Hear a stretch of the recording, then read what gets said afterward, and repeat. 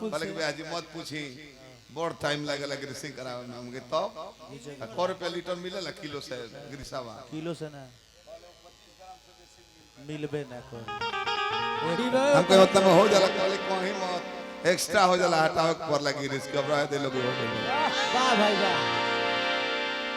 रामचंद्र के समय एक जगह घोड़ा छूटा रहे मालिक हां सीता जी के केहू जाने ना कि राम के मेहरारू होई हां वाल्मीकि बाबा जानत रहले वो बतावला से ना अपना दिव्य दृष्टि से त्रिकालदर्शी रहले यहां लेकिन लोग कुछ ना जानत रहले को हमनी के राम के लइका है जे हमनी के माईए सीता होई और तने जाने लो कि तपस्विनी के लइका हो जा जब घोड़ा लोग कुछ देखले बालू पलेट लीलार पर लागल बा ये रामचंद्र का अश्वमेध जब का घोड़ा है इसे पकड़ने पर लड़ना होगा नहीं तो मरना होगा। अरे भैया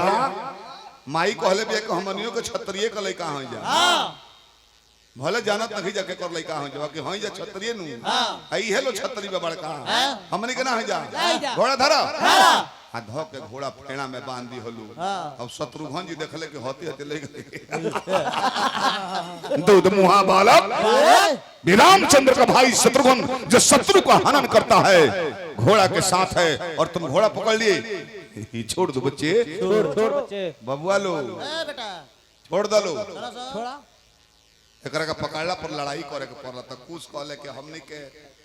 मिठाई खातिर पकड़ ले भाई कोई बदू को चॉकलेट दे बच्चू सब निकल जाबे घर आइल बड़ा त लड़ो शत्रुघ्न जी कहत रहे कि बेटा उमर के करो ख्याल बेटा उमर के करो ख्याल बवाल तू अनेर कर बेटा उमर के करो ख्याल बवाल तू अनेर कर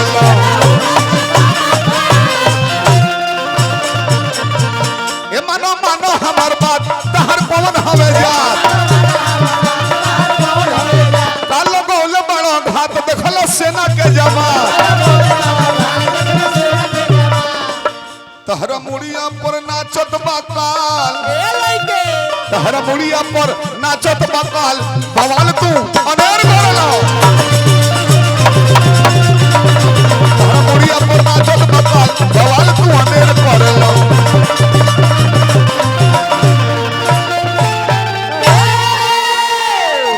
लागल दोनों भाई में लड़ाई होके एक और शत्रुघ्न जी एक और सेनाओं ने आने दो भाई अकेले ना रथ ना पालकी ना कुछ हो दोनों ओर से बाण चले लागल एगो बाण कुछ मरले शत्रुघ्न जी के हृदय में लागल गिर के बेहोश हो भइल हला गिरे तो मेन विकेट ढाए देले भागो भागो भागो सेना भाग चलल सारथी रथ लेके भाग चलले दूत लो जाके भगवान से कहता कि हे प्रभु प्रभु समाचार जौन बात तो कहे में शर्म लागत है अरे क्या हुआ बोलो कहतर की रौरा पूछत बनी तो सुनी मलिकार कहिले हे रौरा पूछत बनी तो सुनी मलिकार कहिले अरे बोलो बोलो के मालिक देखे में छोट बाकी चोट बोरियार बा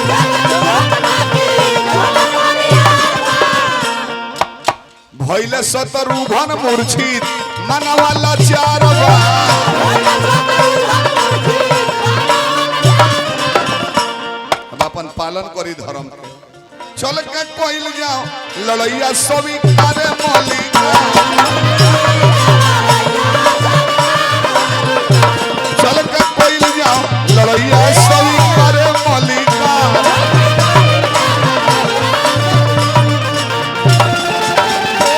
भगवान जाए के तैयारी में लगता है तो लक्ष्मण जी गोड़ धल है कि हम मेघनाथ के मरले हैं जौन इंद्र पर विजेता भई रहे इंद्रजीत का हाथ रहे आ रउआ जाई आशीर्वाद दी लक्ष्मण जी गइले वो अपन बांधे पर बनल है तो मेघनाथ के मरले हैं इंद्रजीत के मरले हैं राक्षसन के संहार कइले हैं जा अरे लड़ो मर देख जना आइरले हमका के ना देखलो तोहरे भाई नु हमें एके बाण में पलर गइल बड़े होने कौन बिगाइल बड़े जाके होने लड़ाई करो खाली बतियावे में हैरान बन ओकरो के बाणी मारो लो वो मूर्छित हो गइल सारथी रथ लेके भगल तब समाचार राम जी के लगे गइल भरत जी तैयार भइले आवे खातिर भगवान कहने की भरत दाल में काला बा काला बा शत्रुघ्न ऐसन महावीर लक्ष्मण ऐसन महावीर कहती हती लइका बिना सेना के धराशायी को देले सो दाल में काला बा काला बा हनुमान जी जी संगे लागो लागो चलो भाई निरीक्षण करियो बाहरी हां सुग्रीव तो बानर लोग के राजा हो हां रथ पर रही का सॉन्ग है संगे दूगो बड़े सॉन्ग हां कोनो मार दियो के में बाने को दवाई देते बड़े तले दूसर का मार दी मार दी गादा से मार दी हो दूसरा दिशा में बाण चल जाओ चल जाई जी हजूर अब गोइलो होती होती लइकन के देखलो तो हनुमान जी तो लिखल बा कि सकल गुण निधानम बाणा दिसम हां सब गुण के आगर हवे हां कहले कि जरूर दाल में काला बा बा हाथ जोड़ो ले हां बोले हे श्री रामचंद्र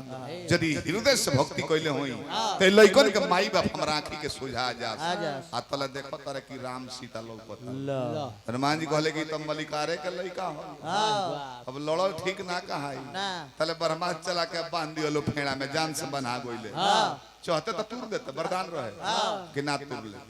दू जगह जानबूझ के हनुमान जी बनाइल बड़े एगो जवा लीला देखे खातिर एगो मेघनाथ कहले रहे जानबूझ के बना गइले इतनी चली घरे एकनी के घूम ले कैसन कैसन व्यवस्था बा देखले सुनले रह जाई त भूखे में गोजो ना हो बना गइले अब भरत जी सुग्रीव जी लड़े लागो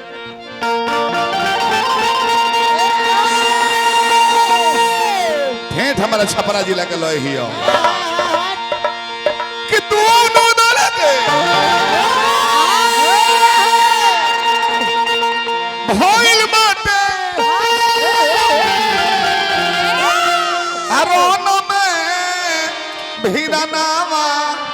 जनमा बाची नाही सनन सनन चलेला गोल बनवा अजनवा बाची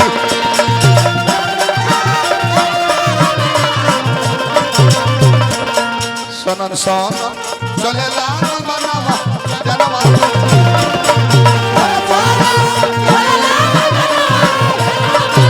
फिर दुमुखी बाण चलौले बड़े कूस दुमुखी बाण जो बाइल बा एगो भरत जी के आ एगो सुग्रीव के हृदय में लागल दोनों जना गिर के बेहोश हो गइले धन हरे प्रभु जी के लीला मारी के कूसर कइले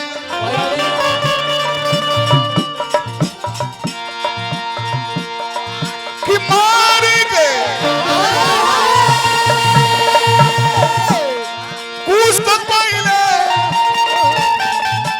मूरछित बदनवा जनवा बाती नाही अरविंद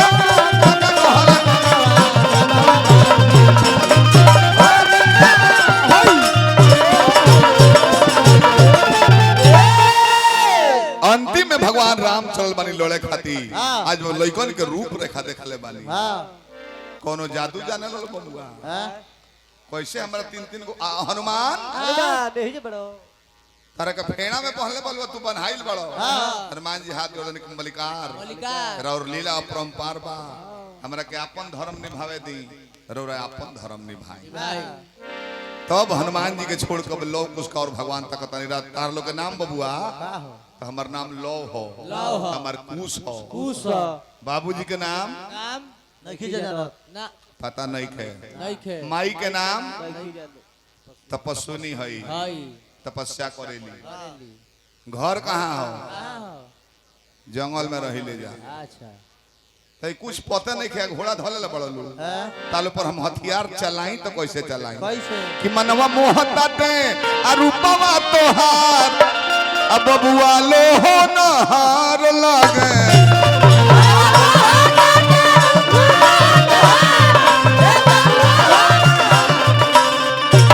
मनवा मोहता दे रूपवा तोहार ए बबुआ हो नहार लागेला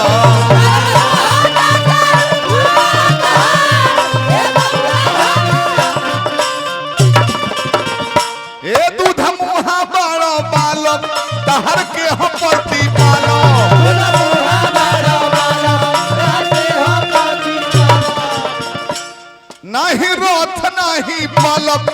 नहीं घोड़ा नहीं चलो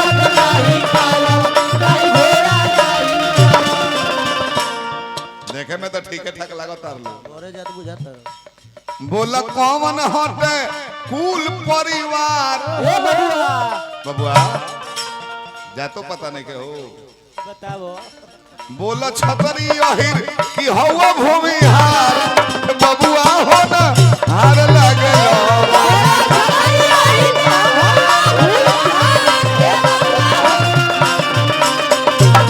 बोला छतरी अहिर कि हवा भूमिहार हे बबुआ हो ना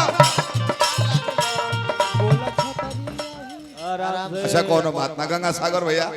100 रुपया पुरस्कार दिल बनी हार्दिक अभिनंदन में भोला दानी पद प्रतिष्ठा बनौले रहे तब ठीक बा सुल्तान में अरे बाहर चलो ना हां तारा कुल भाई के आदत बा जोन जना आवता रहे कौन जना यहां पतिया होते बड़े अब पतियाओ भर पतियाओ तलो बाण मारला पर पलर जाता हां बाण चलाबो भगवान कहने की तो नामन बसाओ जे तरकस का और भगवान हाथ बढ़ाओ तनी हां अतले दोनों बबुआ के गुरुजी गुरुजी वाल्मीकि बाबा आ गइले रे लड़का तनिक बुझाता राजा हमें दुनिया के मालिक हमदी के प्रजा हो जा और राजा से प्रजा लड़े ना धनुष बंध धर सब जाके माफी मांगो सब दोनों जना के राम जी से माफी मांगो लो जब घरे लौटल बोलो सीता मैया पूछली बबुआ बबुआ बड़ा लेट कर दल हलो हां पसेना पसेना भइल बोलो का बात बता एकदम हलू काम ना होला वो अंदाज में बतियावत हलो माई कोनो बात ना रहलो रामचंद्र के घोड़ा छूट रहा अब जब रामचंद्र के नाम सुन ले बड़ी सीता जी सिहर गईली कि मलिकार के का कइला सरे शत्रुघ्न जी रहले हरत ले ले एके बाण में ली बितनी हो जा मार दल बड़ा सा ना ना मई मरले ने की जा गर्दन कटले तब न मोर हेतलू हृदय में मरले बनी जा मूर्छित भइल वाला दावा भी होई तो ठीक हो जाई ऊ है लक्ष्मण आइले हाथ तनले कि हम इनरजीत मेघनाथ के मरले हैं एके माण में पलरा देनी हो जा हुनकर पर हाथ टोला तो लक्ष्मणो पर ऊ है माई भरत जइले हाथ दुगो ढढुआ बानर ले ले रामायणवा में वाल्मीकि जी के पढ़ले रहनी हो जा आधा पढ़ गेल बनी बड़ी सेवा कइले रहत उनका के बांध देनी जा फेड़ा में आ दुमुखी बान बने जा भरत सुग्रीव उलर गइल हलो रथवे पे आराम से हनुमानो के पहला सो भरतो पर टोलो सो उहे नाम आई रामो जी आई रहले हो हां तान दल रहनी हजा हां बोलते कि गचा के दे के भी हां कच्ची तले वाल्मीकि बजा के मना कर देनी हो माफी मांग लेनी हजा आरती दिखाओ हमनी के हां आ तले वाल्मीकि जी आ गइले आ सीता जी के आंख से हर हर लूर गिरता दर्द तो उहे न बुझता अरे माई तू रोवत काहे बाड़ी छतरी है जा तू ही कहले बाड़ी लड़ाई में विजेता हो कैल बन जा तारे आरती दिखावेला बड़ाई करेला आ तू रोवत तारू काहे काहे कारण सुना लीजे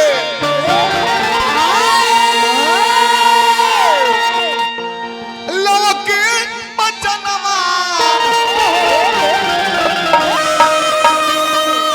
अनये नवासनी रावा धरे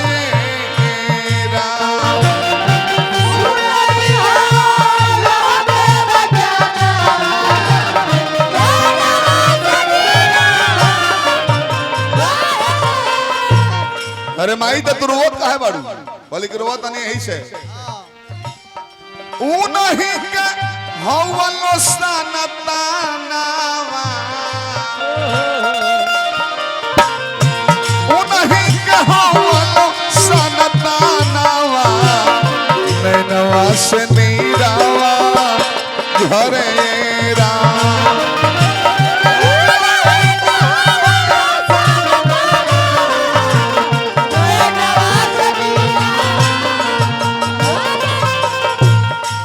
माई तार दिमाग ठीक बानो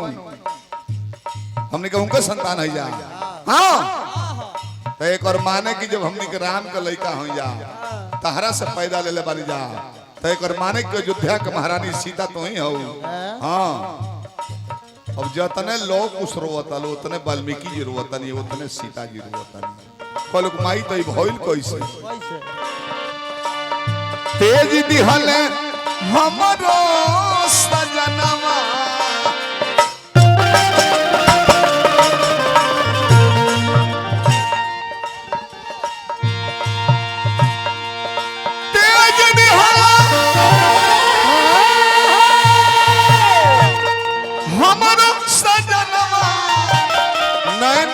समीरवा झरे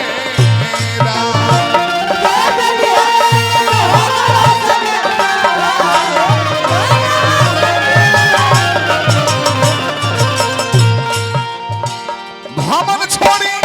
भेज दिहल बानवा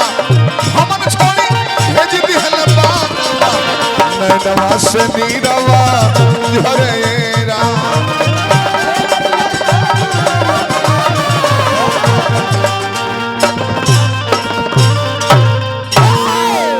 स्वयं वाल्मीकि बाग वाले के लोर पछा लो कुछ सीधा तो हो चुप रहो रोवाला से समस्या के हल ना होला कोनो समस्या जब बैठ के घर में रोत रहो हल होई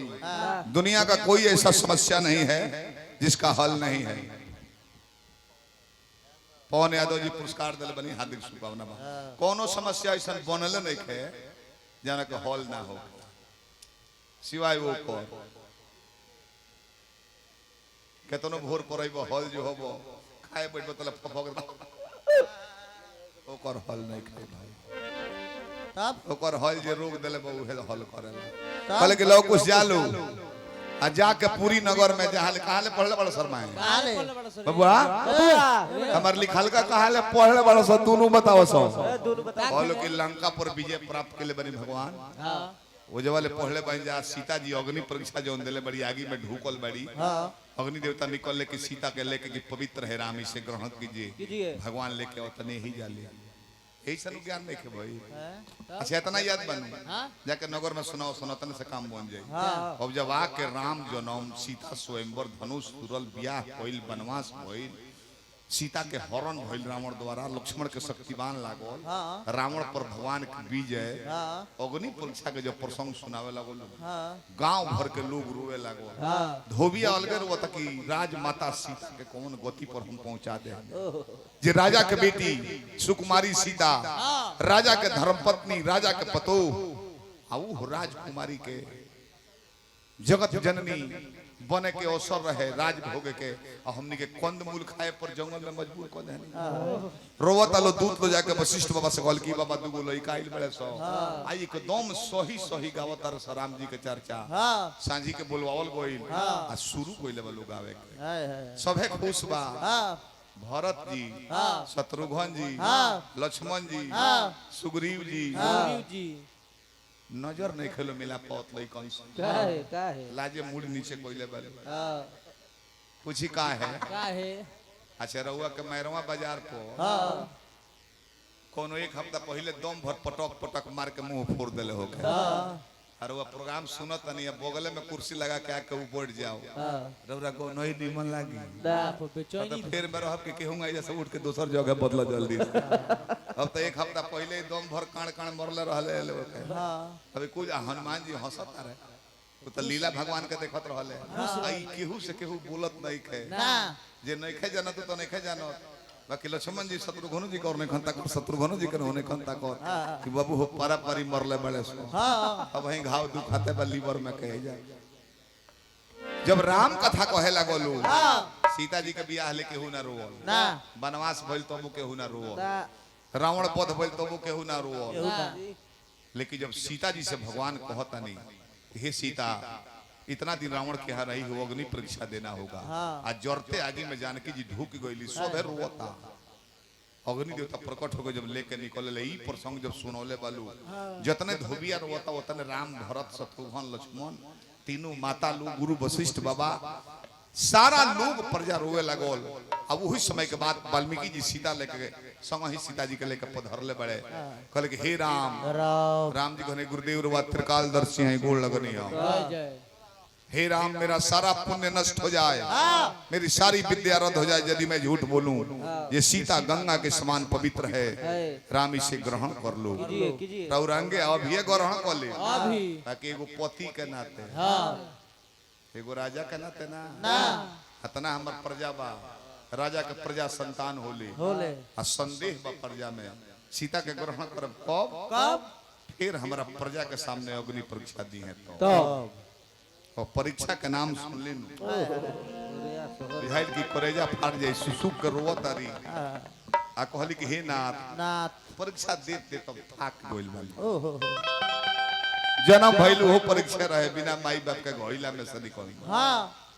शादी भइल हो तपस्या रहे रहे परीक्षा रहे हाँ 10-10 हजार बिलो धनुष में हाथ लगावे आ टस समस धनुष ना होत रहे ना होत रहे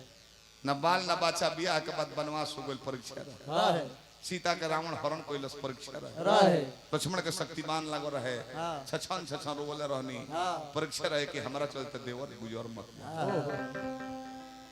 रावण के वध भई हाँ। सबसे बड़ा परीक्षा रहे कि जे हर सांस में बसल रहे हाँ। दुनिया के मालिक भगवान रहुआ स्वयं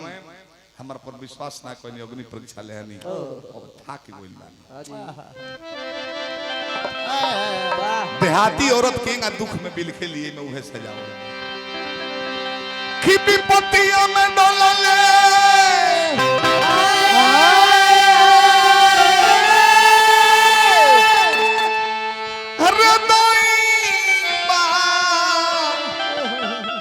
विपत्तियों में डोलले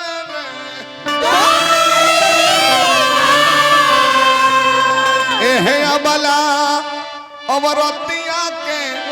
विपत्तिया में डोलले रे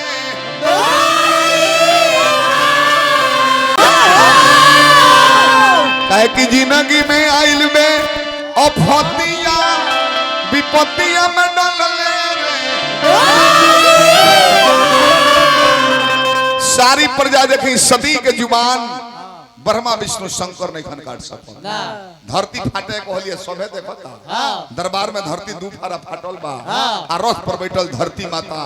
जकरा के भव देवी भूमि देवी कहल जाला हाँ। माई प्रकट भइल बड़ी कहली कि हे बेटी सीता सीता एह लोक में के नाम मृत्यु लोक हो हाँ एजा जे भी आवेला कष्ट उठावेला हाँ कि हे बेटी एजा नारी के हमेशा अपमान भइल बा हाँ तारा लोहे लायक अभी धरती रोहने के ना जना खातिर अइलू काम हो गइल बा हमरा गोद में समा जा धरती माई के गोदी में सीता जी गोइल बानी आ धरती फिर नीचे चल गई जमीन ज्यों के त्यों सट गई धीरे धीरे धरती फट गई सीता जाके गोदिया में पागल जैसन भइल सब पर मोतिया विपत्तिया में डोलले रे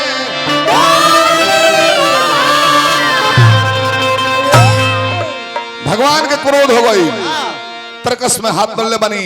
कि जब हमारी सीता को धरती की औकात की लेकर चली गई जिस धरती को पताल से निकालने के लिए हमने बड़ा अवतार लेकर धरती को लाकर श्रेष्ठता के मस्तक पर स्थापित किया था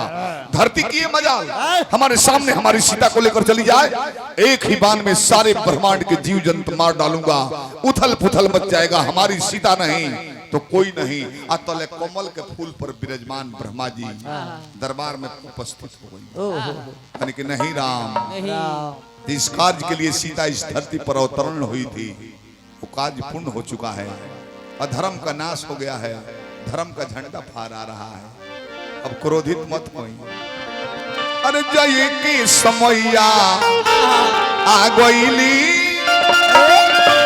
सीता धरती में समा गईली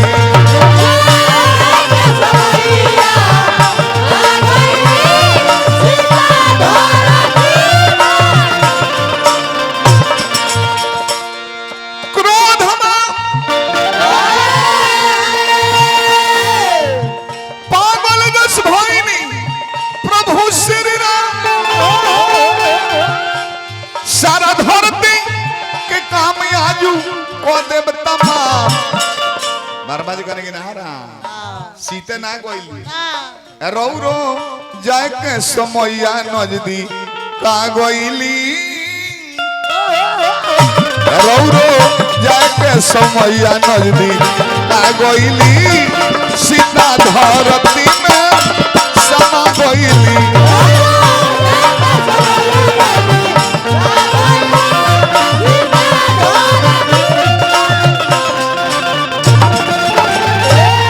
सीता मैया अपना लोके गोइनी